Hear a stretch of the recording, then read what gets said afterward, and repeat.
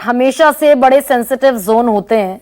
अब जिम्मेदारी दरअसल बीएसएफ और फिर होम मिनिस्ट्री तक भी पहुंचती दिख रही है। ऐसे में फवाद हलीम, ये बंगाल में एक प्रोजेक्शन ये भी है कि भाई कितना भी हिंदू मुसलमान कर लें, खुलकर कहते दिखे शुभेंदु अधिकारी कि भाई मुसलमान विधायकों को तो चुनकर आएंगे, बाहर फेंक देंगे। ये हिंदू मुस्लिम सब चुनाव के मद्देनजर होता दिख रहा है क्या? भाई 26 सामने, मार्च में चुनाव होंगे। देखिए ये बात तो जाहिर है, देखिए ये बात तो जाहिर है, केंद्र का सरकार और राज्य के सरकार अपने काम के जो ब्यौरा देना नहीं चाहती है जनता को। बाजार में महंगाई बेलगाम है, भ्रष्टाचार बंगाल में हर एक जगह पहुंच गई है, लोग सरकार को घेर रहे हैं महंगाई का मुद्दा पर और भ्रष्टाचार का मुद्दा पर। और यहां से लोगों को अगर बरगलाना है तो सबसे बेहतरीन तरीका है कि आप हिंसा परस्ती का जो माहौल है उसको बढ़ावा दें। बहरहाल कौन बढ़ावा दे रहा है लेकिन फवाद हलीम? हरगोविंद दास, चंदन दास और इजाज अहमद शेख, जो लोग यहाँ पर मारे गए हैं मुर्शिदाबाद में, उनके घर तक मार्क्सवादी कम्युनिस्ट पार्टी के हमारे लीडरान पहुंच करके उनके घर के लोगों से बातचीत की है। मार्क्सवादी कम्युनिस्ट पार्टी को अलावा कोई दूसरा सियासी दल, ना बीजेपी न टीएमसी के लोग इनके घर में जाकर के हाजिर हुए हैं अब तक। तो आपको ये बात समझना पड़ेगा कि हमदर्दी का दायरा कितना छोटा है टीएमसी और भारतीय जनता पार्टी के।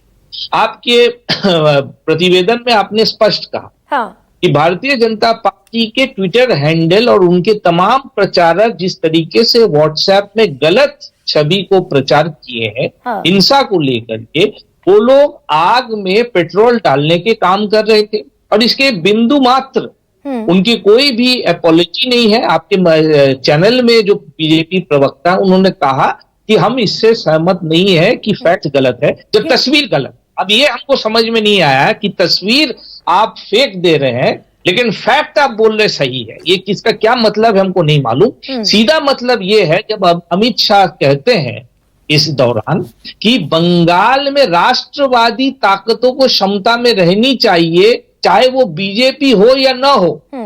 आप समझ लीजिए किस तरीके से अमित शाह सीधा कह रही है कि अपने संगठन के लोगों को कह रहे हैं कि बीजेपी क्षमता में आने की अगर हैसियत नहीं रखती है तो तृणमूल को ही समर्थन करें। उनका बयान समझ।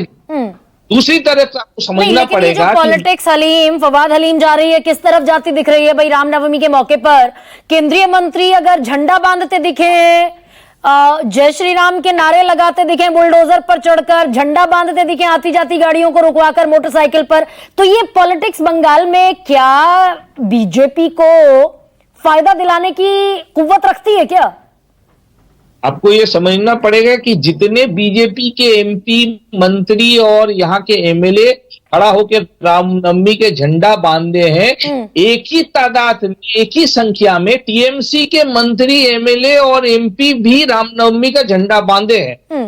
तो आपको ये समझना पड़ेगा कि बंगाल में फिरका परस्ती का माहौल बनाने के लिए जो जंगी मानसिकता है, जो उग्र मानसिकता है, धर्मीय मानसिकता, ज्यादातर हिंदू अपना भगवान को मानते हैं, अपना पूजा पाठ करते हैं, ज्यादातर मुसलमान अपना नमाज पढ़ते हैं, वो लोग अपना इबादत करते हैं, वो लोग शांति रखने के पक्ष में है, वो लोग झगड़ा के रूप में अपने मजहब या अपने धर्म का प्रकटीकरण नहीं करना चाहते। अच्छा, पॉलिटिकल, मैं फवाद हलीम एक और सवाल पूछ रही हूँ आपसे, बंगाल का पॉलिटिकल मिजाज कैसा है?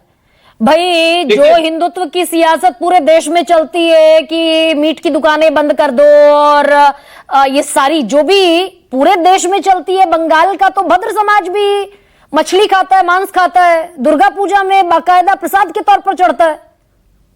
तो मिजाज क्या है पॉलिटिकल बंगाल का? फिलहाल जो मुर्शिदाबाद में वक्फ को केंद्र करके जो मुद्दा है, मैं उसमें अपने आप को संदर्भ में अपने आप को सीमित रखना चाहता हूं। आपको ये बात समझनी पड़ेगी कि तृणमूल कांग्रेस की सरकार आज बंगाल में वक्फ के खिलाफ सुप्रीम कोर्ट में कोई भी याचिका दायर नहीं किया, सरकार तृणमूल सरकार। दूसरी बात आपको समझनी पड़ेगी, तृणमूल कांग्रेस के कई एक एमपी संसद में रह करके भी उन्होंने वोट नहीं दिया। और मुर्शिदाबाद जब चलता है तो मुर्शिदाबाद के टीएमसी एमपी अपना फोटो लगा रहे हैं कि वो चाय पी रहे हैं कोई दूसरे रियासत में। मंत्री वहां के हैं, वो फोटो लगा रहे हैं कि जिस शाम को मुर्शिदाबाद जला है उसके उस जिला के मंत्री फोटो लगा रहे हैं कि वो एक शादी के जलसे में शिरकत करके वहां बिरयानी खा रहे हैं। आपको ये समझना पड़ेगा कि भारतीय जनता पार्टी के जो आज लीडरान बंगाल में वो तमाम तृणमूल कांग्रेस के सदस्य रह चुके हैं, उनकी एक मिली भगत है। और भारतीय जनता पार्टी के आज जो लीडरान है उनके घोटाला जो यहाँ शिक्षक घोटाला में जो है उनका बड़ा एक है, जब पोल खुलेगा ये सब लपेट में आ जाएंगे। तो भारतीय जनता पार्टी के जो लीडरान है वो डर रहे हैं कि हमने टीएमसी मंत्री रहते रहते हमने जो पैसे खाए हैं वो अब पकड़ में आ जाए तो हमको तो जेल का हवा खाना पड़ेगा, इंक्लूडिंग शुभेंदु अधिकारी, इंक्लूडिंग सब तमाम लोग। टीएमसी के जो अभी लीडर है सुकांतो मजूमदार, वो टीएमसी के शिक्षक सेल के सदस्य थे, उनका मेंबरशिप फॉर्म सामने आ गया, आपको याद रखता है फवाद। आज आपने दरअसल मेरे लिए पत्रकार की भूमिका में रहे ज्यादा आप फवाद हलीम। तो शिवम, ये दरअसल एक प्रयोग है बंगाल में जी, कि सारे ने इत्तेफाक नहीं है, दरअसल ये प्रयोग है कि हिंदू मुसलमान का बाइफर्केशन कितना शार्पली हो सके और अपना जो ट्राइड फॉर्मूला है वो अप्लाई हो सके बंगाल। लेकिन मैं एक चीज कहना चाहता हूं कि सवाल तो नेता सीपीआईएम से भी होने चाहिए। ममता बनर्जी की पुलिस ने खुलेआम कहा है कि जिस तरीके से लोगों के बीच में एसडीपीआई और सीपीआईएम के नेता और तमाम लोग गए हैं और उन्होंने भड़काया है कि ये सरकार मुसलमानों की सारी जमीनें और सब कुछ ले लेगी, ये भी एक बड़ा कारण रहा है, ये पुलिस की रिपोर्ट कहती है। नेता सीपीआईएम बताएं जरा कि इनका बंगाल में क्यों हो रहा है शिवम? वो तो ममता बनर्जी बताएंगे, वो भी शिवम ही बताएगा, तो फिर शिवम सरकार पहुंच जाए हमारी, फिर हमसे जवाब भी मांग भाई। पूरे देश में कहीं नहीं हुआ, बिल्कुल। अच्छा ठीक है शिवम, एक सेकेंड, अमल मेरे साथ है।